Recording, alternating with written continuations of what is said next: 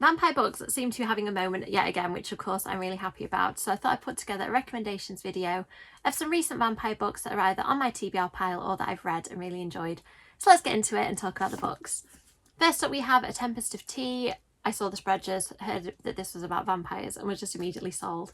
On the back it says, "The streets of White Roaring grew fangs at night, when the moon dragged a claw and the shop fronts cut dim, and those who crave blood walk bold." I mean, everything about this just says me. I love it.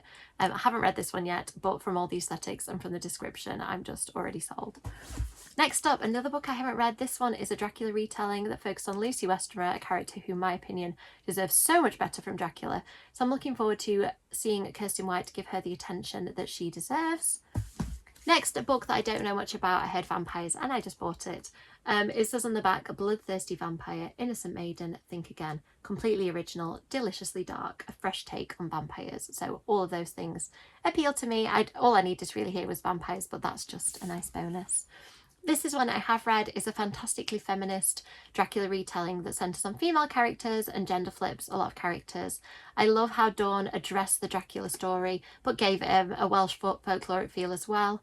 It's packed with mixed media, it's got fantastic characters, and I just really love this one, so I would highly recommend. Another one that I've actually read and loved, this is the finale to the Buffyverse trilogy by Kendare Blake. It follows Willow Rosenberg's daughter, Frankie, who is the first Slayer and Witch. And this book just brings the whole series to a really exciting conclusion. They get to face the big bad that's been looming for all three books. And you just, as usual, you get Kendare Blake's trademark sort of capturing of the Buffyverse. She really knows these characters, she really knows the world, and the cameos are just absolutely top notch in this one. So I highly recommend for Buffy fans and for vampire fans in general. Full disclosure, I wrote this one, so I have read it quite a few times.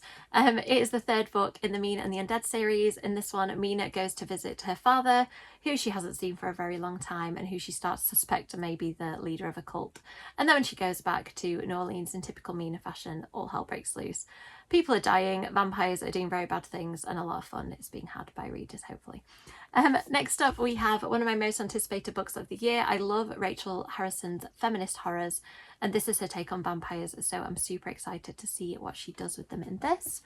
This is my current read, Bless Your Heart, is a debut novel set in Texas, and it's a multi-generational book about women who run a funeral home and also, as a sideline, kill vampires. And when vampire activity starts to stir in the town, this family of women band together to stop them.